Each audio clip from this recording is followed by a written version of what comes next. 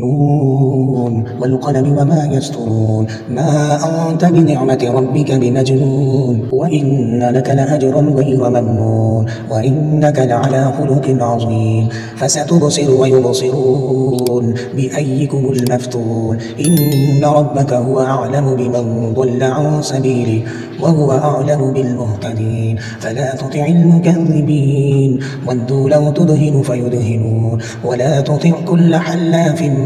مهين هماز مشاء بنميم مناع للخير معتد أثيم عتل بعد ذلك زنيم أن كان ذا مال وبنين إذا تتلى عليه آياتنا قال أساطير الأولين سنسمه على الخرطوم إنا بلوناهم كما بلونا أصحاب الجنة إذ أقسموا ليصرمنها مصبحين ولا يستثنون فطاف عليهم طائف من ربك وهم نائمون فأصبحت كالصريم فتنادوا مصبحين أن اغدوا على حرثكم إن كنتم صارمين فانطلقوا وهم يتخافتون ألا يدخلنها اليوم عليكم مسكين وغدوا على حرد قادرين فلما رأوها قالوا إنا لضالون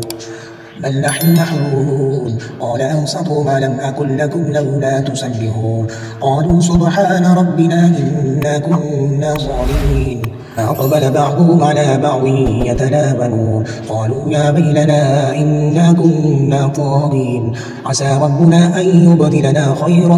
منها إنا إلى ربنا راغبون كذلك العذاب والعذاب الآخرة أكبر لو كانوا يعلمون إن للمتقين عند ربهم جنات النعيم أفنجعل المسلمين كالمجرمين ما لكم كيف تحكمون أم لكم كتاب فيه تدرسون إن لكم فيه لما تخيرون أم لكم أيمان علينا بالغة إلى يوم القيامة إن لكم لما تحكمون سلهم أيهم بذلك زعيم أم لهم شركاء فليأتوا بشركائهم إن كانوا صادقين يوم يكشف عن ساق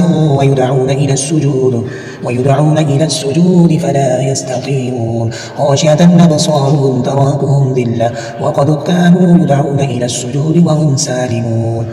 فذرني ومن يكذب بهذا الحديث سنستدرجهم من حيث لا يعلمون وأملي لهم إن كيدي متين أم تسألهم أجرا فهم من مغرم مثقلون أم عندهم الغيب فهم يكتبون فاصبر لحكم ربك ولا تكن كصاحب الحوت إذ نادى وهو مكظوم لولا أن تداركه نعمة من ربه لنبذ بالعراء وهو مذموم فاجتباه ربه فجعله من الصالحين وإن يكاد الذين كفروا ليزلقونك بأبصارهم لما سمعوا الذكر ويقولون إنه لمجنون وما هو إلا ذكر للعالمين.